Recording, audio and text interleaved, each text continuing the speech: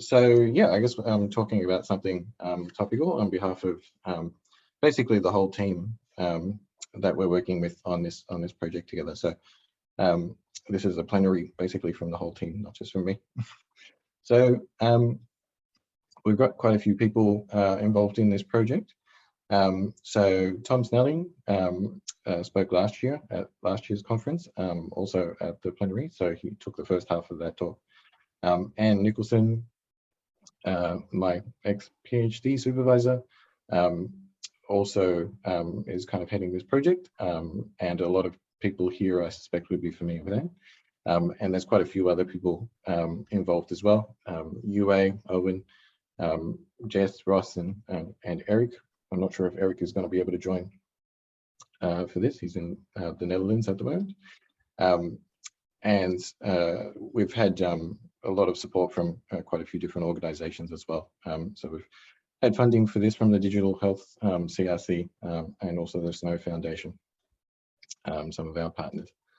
So it's really been quite a large team effort in pulling this set of models together. And it's a pleasure to talk about this today at this conference. So, go over some COVID statistics. I'm sure everyone's well and truly exhausted with all the statistics over the past couple of years, but it's nice to set a bit of a background just to set some context for the following work. So we've got some of the statistics that we're all quite familiar with.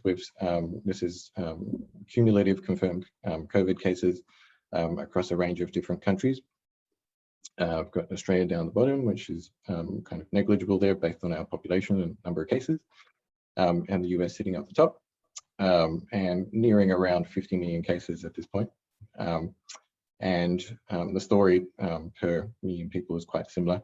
Australia a little bit more noticeable on this kind of graph here, but it's had a wide impact, of course, across a number of different countries, with lots of cases and lots of pressure on the hospital system. Just out of curiosity, this is everybody's kind of heard about the Delta, the Beta, and Alpha variants and so forth. And so these have changed over time. Some of the characteristics of the different variants have also changed in terms of how severe they are. So we had just the kind of vanilla versions initially, a whole range of different ones. Then we had Alpha kind of introduced at one point, and then Delta, the Delta strain came in. This is in the UK. We had a similar story in Australia, but the Alpha variant wasn't around for quite as long.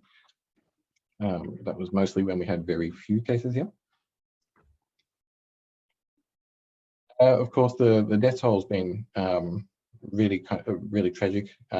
There's been close to well, just over 5 million deaths, I should say. And the US has borne the brunt of those deaths with over 700,000 deaths, and also India quite a large number as well. Brazil, which is not on this graph, also is quite a large number. The per capita rate of deaths is quite high again in the US, and also we'll recall in the UK there was quite a large number of deaths there as well. Australia with a small number per capita, which is slowly increasing and hopefully stays low. The impact has also been on the hospital system, and so there's been a very large kind of demand across a whole range of countries in terms of the impact on the hospital system. So we can see again the US kind of sticking out here as having a lot of pressure on their hospital systems, and it's basically kind of peaking at 120,000 individuals in hospital with COVID at the same time at one point late last year.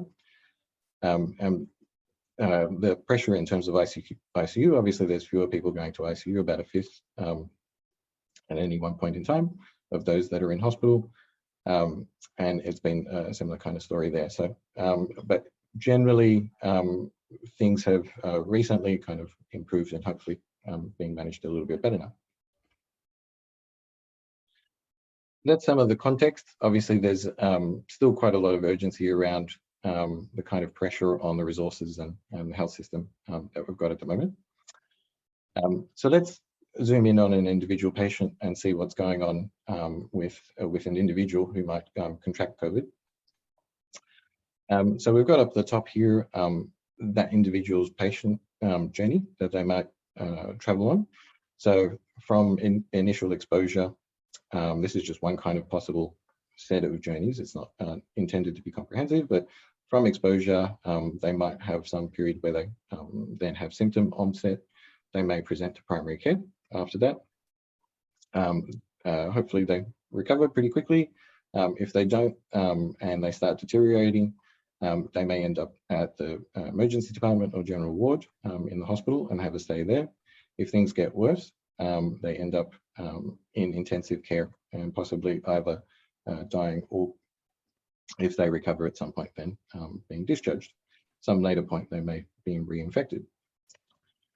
So this is the basic patient journey. Lots of data is being collected by lots of different organizations and institutions along the way, which may be available in different contexts. And down the bottom here, we've got different aspects that a decision support system can help with by using basically all of this data. What I want to talk about today is focusing just on a key part of this program. So this is just basically individuals who are in hospital or in ICU. We've got a specific set of data that's collected for these individuals, such as whether they have any comorbidities, other kind of background information, what symptoms and signs they had at admission, lab evidence and biomarkers, which are quite key obviously at this point, assessment of vital signs and so forth, and various management options that are occurring at that point in time. And some of the questions that we might want to answer at this point is, what's the risk of ICU if they're in hospital? What's the risk of particular organ injuries, and so forth. So let's talk, so that's basically the background. Let's talk models. So we've got basically two kinds of models that we've been developing in this particular project. So we've got our expert models, which are serving as our database of expert understanding, and our applied models, basically, which are intended to fulfill a specific purpose, usually in some larger system. And so basically the key, just some of the key elements of these different types of models. So expert models are similar to conceptual models, which many of you would have developed and used in the past. There's a few key differences basically with the expert models. We're making sure that they're causal wherever possible, because we want to reuse that causal information in later models. We want to make sure it's that they can be sensibly parameterized so that they're at least coherent models. We also can use those models basically in evaluations and regression testing, which you usually can't do with conceptual models. But similar to conceptual models, we prefer to capture expert knowledge over efficiency. So we're not interested in application efficiency. And we're being quite generous with the latent, hypothetical, and uncertain mechanisms that we want to include in those models. In terms of the applied models, we've got a different set of requirements. So we have to make sure that we're matching the data sets that we've got available to different usage scenarios. We need strict variable and state definitions. We usually have simplified mechanisms. Some components may be just statistical if that serves the application better. Usually we try and keep things causal though. And the model may have more complex technical implementation as well. But basically these two different types of models obviously are not entirely divided. And so we use a lot of the ideas in the expert models in the applied models, and they really do kind of drive what's going on in those applied models. So this acts as a database, a reservoir of knowledge that we can use when building our applied models, and that's how we've been using them in this project. So at last year's conference, basically I talked through this particular model, which was the respiratory model. This is the respiratory model, basically focuses on the initial part of the process. So it's around the infection, that initial infection, or what's going on in the lungs particularly. We've also got another model around complications. So this kind of picks up from where the respiratory model leaves off. So we've got this, basically what's going on in here is roughly around what the respiratory model is modeling. And then it kind of kicks off into other parts of the system, such as the vascular system, the heart, and then other organs and potential organ failures and later death. So this particular model, the complications model, is particularly relevant to the progression model, which I'm going to talk about quite shortly, and that's our applied model, which will feed into our user interface, which I'll also give a preview of shortly. So just to talk around a little bit around the expert elicitation process. So and I talked about this last year as well, but just to recap very quickly. So we had a whole bunch of workshops and one-on-one interviews with experts. We also had a bunch of surveys, and obviously we had lots of literature that we looked through for all of the different models. We did all of that online, obviously, because of COVID.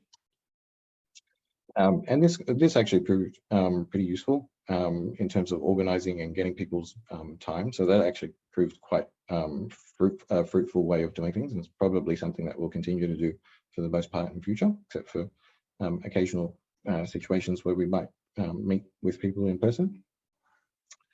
So just to give a sense of how many expert hours were kind of involved here. So we're talking around 150 to 200 expert hours in total from all of the different experts across the workshops and the one-on-ones.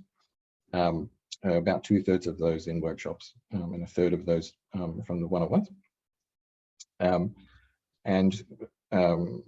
That's obviously across lots of different experts. There was about just under 2 hours on average per expert between about 40 to 50 experts. So quite a large number of experts involved, but we did try to minimize the amount of time that any one expert had to spend. But certainly some experts spent a lot more time than others.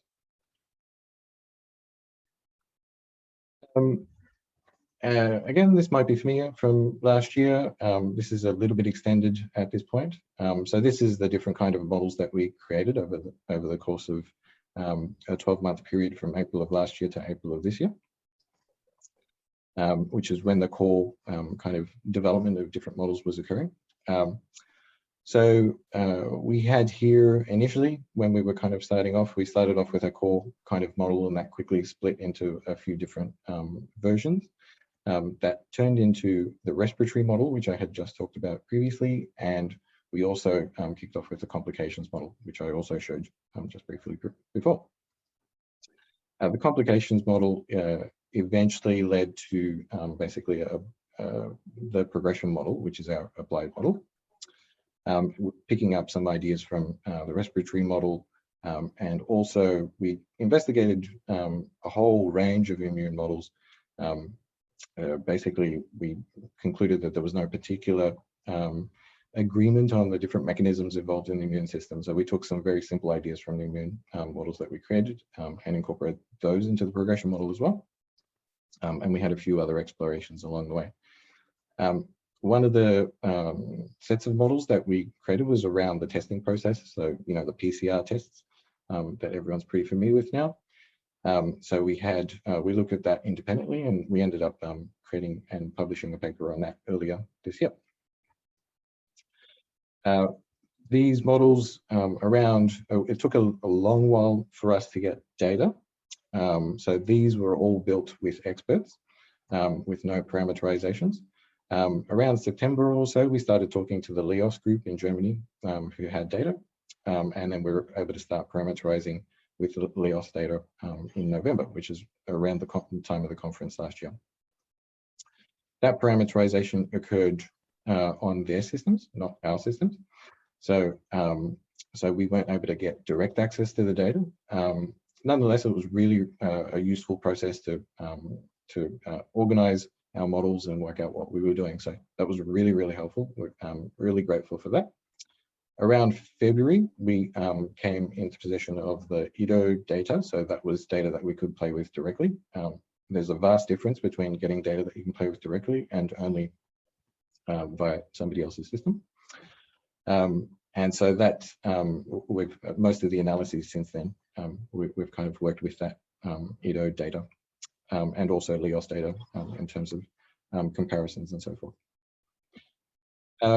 Once we got to this point, we started to introduce some data, strictly data-only models. So naive Bayes, TAN, structure, causal discovery kind of models. Again, some of these based on EDO data, some of these based on LEOS. And we'll talk primarily about basically the EDO based models. So let's take a look now basically at the progression model. So this is the core part of our progression model. And I'll come back to this in a moment, but I just want to first talk about basically how we created this model and the different stages that we went through. So we had basically the usual kinds of stages. We had variable selection, structure, parameterization, and evaluation. And I'll just talk a little bit about what was involved in each one. In terms of the variable selection, this was driven primarily and in order of importance in terms of the variable availability in the training data. Then by what experts considered to be important, either in terms of latent variables or what might be available in different situations, and also based on informativeness, based on the actual data that we were working with and what seemed informative. I won't talk about each of these in turn. I'll just pick one out here to talk about, and that's about the variable availability. So this is the forms, the CRF forms that are used, case report forms basically, that are used to report a particular case, and that organizes the data that in the EDO data set that we've got. And so we basically we're restricted typically to the variables that are available in this data set. And so that strongly guides which variables that we include. Another guidance basically is the informativeness based on the data. So this is quite useful. We did a lot of these investigations in parallel to our modeling. And an RA called Daniel Fryer, who helped us out with a lot of these, did lots of great work with this. So we looked at a lot of the indicators here to see which ones seem to be most indicative. So this, for instance, is a particular indicator, the oxygen saturation for an individual, and how it seems to change over time for individuals that are in hospital for a period of about 15 days. And you can see we've split this between the two groups, between death and discharge. So if you're coming into a hospital with low oxygen saturation, it's quite a strong predictor, basically, of a bad outcome. But if you've got something slightly more normal level, then the prospects are looking a little bit more positive there. There was lots of other predictors, of course. This one's the amount of carbon dioxide basically in the blood. And we've got kind of similar stories there in terms of the higher level, the level of carbon dioxide, the worse the outcome. And that, in this particular case, that gets worse over time.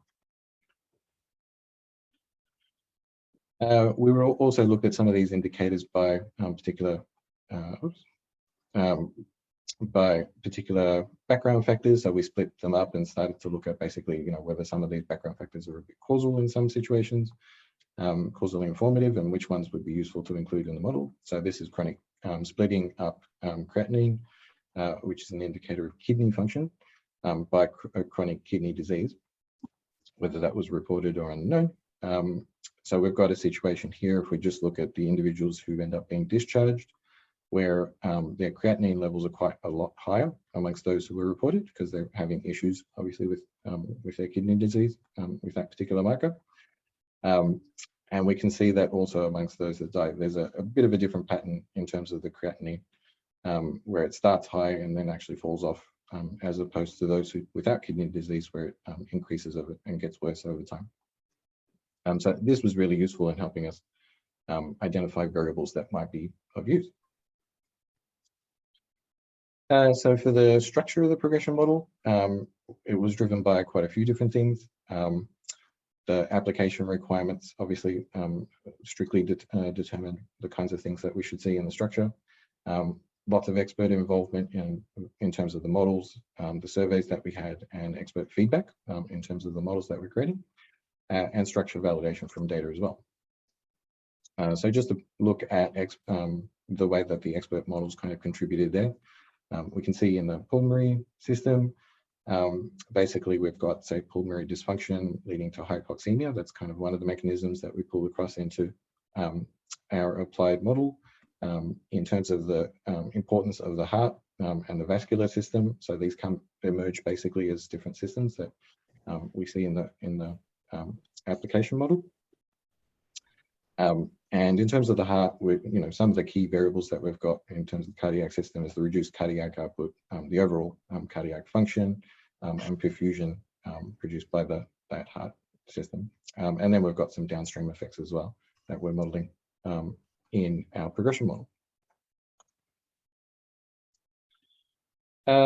Parameterization, obviously mostly driven by data. So we're in a lot of cases we might use experts, but here we just it's a fairly novel disease, and we just had overwhelming amounts of data once we actually got access to the data. So it was primarily driven by that data. It's also driven a little bit by some of the processes that we're using to deal with missing data and that kind of thing. Expert feedback, of course, and performance testing. So just to focus on possibly the most interesting piece of this process, in terms of the parameterization, we had what I'm calling, we hadn't actually given it a name, but I'm calling it here, just the iterative intubator EM learning method. So this is basically an EM style method in which we initially parameterize the CPTs using our interpolator. So this is Bayesian intelligence's interpolation tool. So we do an initial parameterization.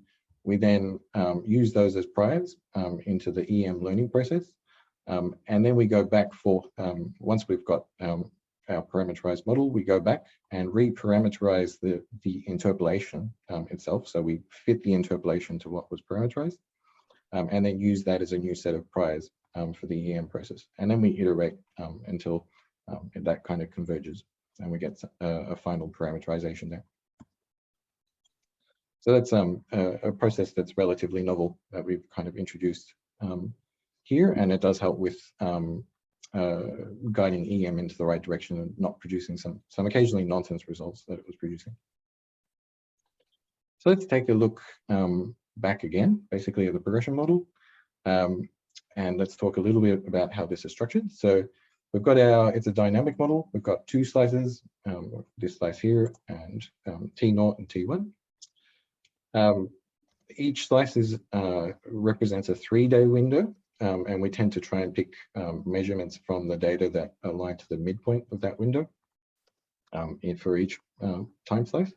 And there's a hop between each time slice of variable length. The models that I'm going to talk about here are basically 5 days length. So let's talk a little bit about some of the structure here. So basically we see some of the systems that are kind of key. We've got the immune system here. We've got pulmonary function, cardiac function as some of the key kind of systems. Other systems, organ systems like kidney and liver are represented in some of the other variables that you see here, where we're talking about the actual function, such as end organ perfusion, intravascular volume, and that kind of thing. And so the immune response typically drives a lot of the process and influences pretty much everything. So we've got the immune response potentially kicking off issues with coagulation, the thromboses that people would have heard about. It can affect obviously the pulmonary function by damaging the lungs. It can affect the intravascular volume by damaging the vessels, heart function, and so forth. And these can lead to problems with hypoxemia, so low oxygen, and also cardiac output. So where the amount of output that's coming out of the heart is basically too low. And so this can, we then summarize this in terms of the status. So this is typically whether somebody's still in hospital, in ICU, dead or discharged. And so we summarize that over time as well. Added to this core picture, we've got our treatments. So there's things like anti-inflammatories in here, pulmonary support, those kinds of things. There's lots of things that we could talk about there, but I'm just listing them basically as treatments in here. You'll notice there's an arc that actually comes back up from here into treatments. I'll talk about that in a moment. And we've got our background factors, the typical things like age, group, gender, lots of different risk factors, and potentially diseases with particular organs that a person may have. Attached to each of these variables, we've got specific concrete markers, say for instance, particular lab markers here, things that might be familiar with what creatinine I talked about earlier. Some of these markers are related to the immune response. Neutrophils is around the innate immune response. Lymphocytes is a little bit more closely tied to the adaptive immune response. And we can take a look basically at this model with the parameterization that we've got from Ido there. And we can see that particularly just looking at ages, we've got predominantly adults in our data set. And this particular population is from those that are in hospital at the time. So it's not necessarily representative of presentation or other situations, but just people in hospital, predominantly male. There's a range of diseases which are a little bit higher than what would be the normal case in the general population. Diabetes in particular is quite high in terms of the representation there. And you can see that if we look down through basically at the system here, at the status here, we've got different statuses over time at that T0 stage, which could be at any point during the stay. So this is just at any point, and this is, say for instance, 5 days later. The chance that a person will die on that particular day is 6%, and the chance that they die at the very end of the process is about 17%. The progression model overestimates death a little bit, but it's not by a large amount. I think the marginal is about 12%.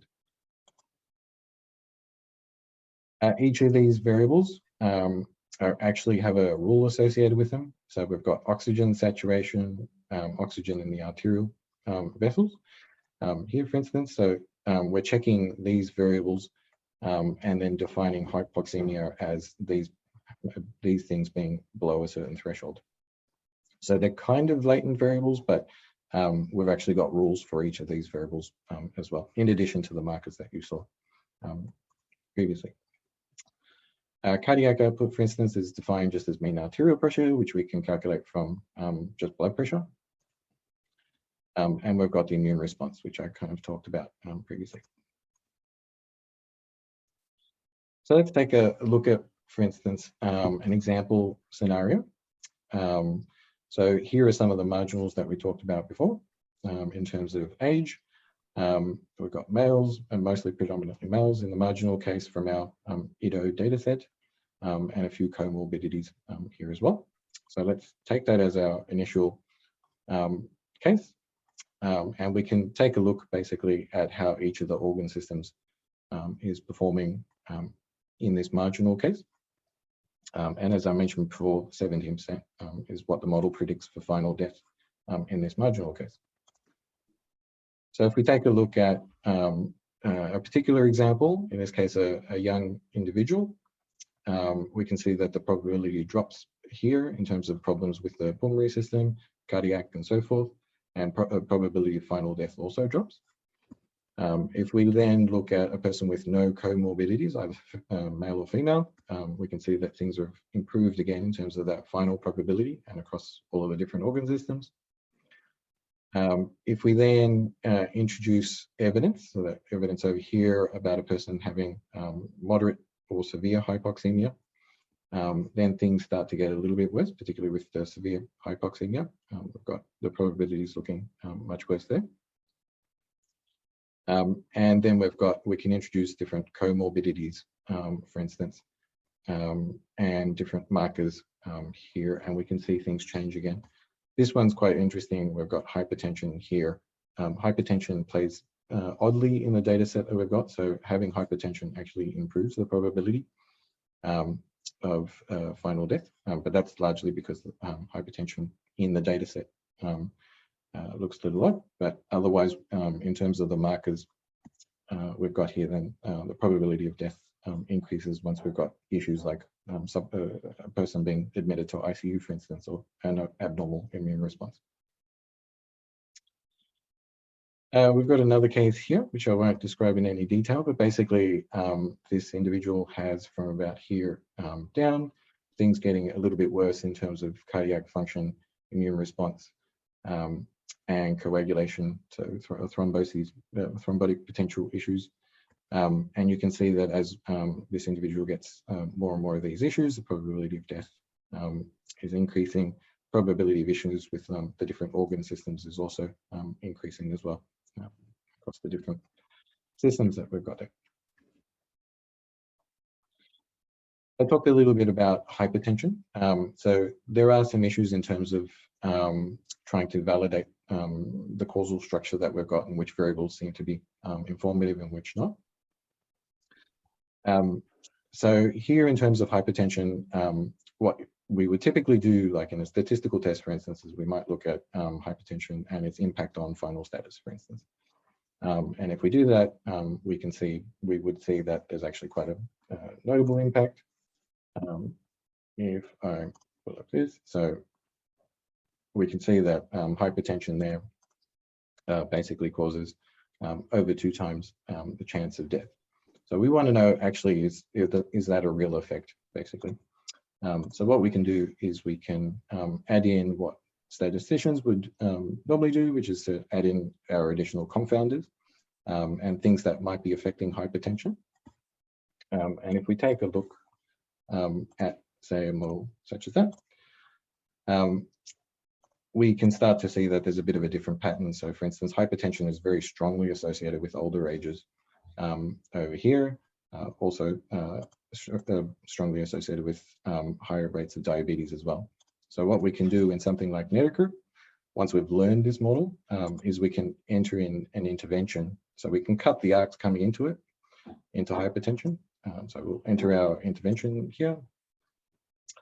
And this allows us to control basically for age and diabetes in terms of the final impact. And once we do that, we can see basically the probability of death there is 12, and that only goes up to 13. So once we're controlling for age and diabetes, hypertension is not actually having the same kind of effect. And actually, if we look at particular age groups, we can see that it actually drops the probability of death among certain age groups. And that's clearly because there's another confounder in the data that we're not controlling for. So hypertension is basically a candidate to be removed from the model because it's not having much of an effect.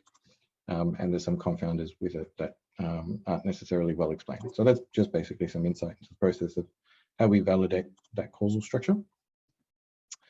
We can automate this validation. So this is a common setup for statistical tests. We've got confounders in the background and our cause and effect. We can automate this process using causal discovery. So we can put those confounders into our prior tier. We can put our cause into our second tier and our effect into our third tier. Causal discovery will discover kind of any kind of connections between the confounders in this tier, which is slightly better than what can normally be done in statistical testing with confounders, because those relationships can be represented efficiently. And then we can test our expert suggested connection here. So this is really, there's multiple ways to do this, including just causal discovery itself. But here, this is useful for testing basically individual causes, whether individual causes hold, basically. Mentioning this here because it's, again, something that we're doing that's fairly novel in this project. Now, in terms of our causal structure, treatments are a bit of an issue in terms of how we handle those.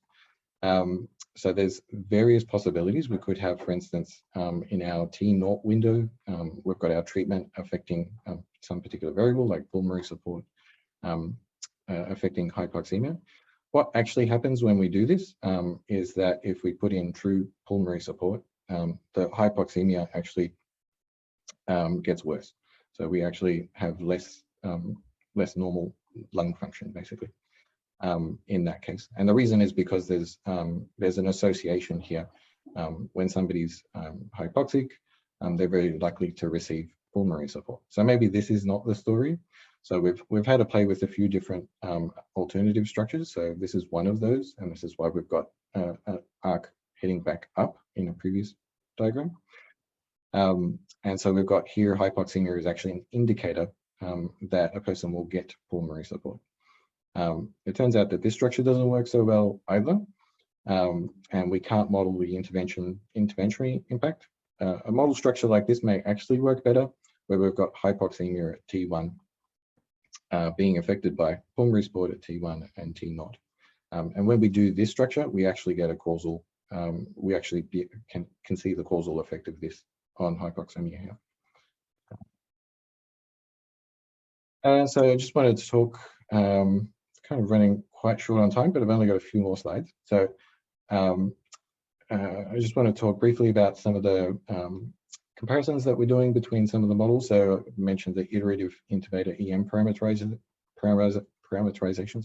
that we're using, and just the comparison to just plain old EM. So we can see where some of those differences are occurring by creating a heat map of the differences between the two models. So we can see here that basically there's quite a big difference in the pulmonary function in the parameterizations of these two versions, and a few other places here as well. And so this helps us drill down to where the problem might be. And we can drill down further. We can actually look at individual rows. So if we do a heat map of individual rows, for instance, we can actually look at over here and say, okay, the issue with systemic immune response, it's really appears to be just a single row, where it's quite different between intubator EM and just plain EM. Similar here, and we can see with pulmonary function, there's quite a few different rows at different strengths, basically that have different issues, and so we can use this to drill down to see where the differences are and why EM might not be behaving in those particular cases. Again, this is a tool that might prove to be generally useful, so we might release this as part of the project for other people to play with and compare their own models. Just a quick summary, basically on performance of the model. So we've got, this is just on testing the performance on single variables. So we've got a whole bunch of different variables here that we're testing against. This is just, sorry, so this one is how the performance works in our progression model, so our main progression model. And here we're just comparing to a predictive naive Bayes model. We're not expecting the progression model to outperform the naive Bayes model. We are expecting, basically the progression model has the causal story in it. And that's kind of the key thing that we're interested in, making sure that it's both explanatory and still just as good predictively as the naive Bayes model. And generally the progression model performs pretty much identically, except for basically in those two top cases with neutrophils and lymphocytes. But everywhere else, it's performing pretty much identically to the naive Bayes, which is really good to see because it means that we haven't missed any arcs. The progression model is much more complicated than the naive Bayes one. So that's good to see. That's one variable at a time. If we had lots of variables at a time that we wanted to enter into the model, that's quite difficult to do. There's quite a lot of combinations to do that, 2 to the 40 or so. So we look randomly at different variable combinations. Here we're just looking at about 100 variable combinations in these particular plots. When we do that, the progression starts to outperform potentially some of the other models that we've got, other versions of the models that we've got. And so you would expect the progression model to start to outperform the other models as we start to see larger numbers of variables being used in the model, because the naive Bayes will overestimate. But generally, the naive Bayes still performs really well. And just to finish off, so we've got a, for the progression model, we've got a developed an interface. Shane Morris and Soumya and Chintan have helped with developing this particular model, this interface. And this has kind of come together in the past month or so. It's starting to look really good. So basically, this is the calculator style interface into the progression model. People can enter in their information. Unlike most calculators, you can leave lots of fields blank and still get information about what's going on, because we can do that with Bayesian networks. Here we've got information, all the background information you saw previously, like on age and sex, different comorbidities that the individual may have, and a clinician can enter in specific pieces of evidence here as well. Down the bottom, once they've entered that information, they get projections on the overall risk of death and the overall risk that the person will need to be put on to mechanical ventilation at some point. That's the overall risk. We also divide things into a short-term risk, which is just what's likely to happen in the next 24 hours, and then what's happening basically in that next time slice, in 5 days' time. And so here, the next 24, here we're basically summarizing all of the different things that are occurring with the different organ systems. Here we're using percentages, so that's kind of interest.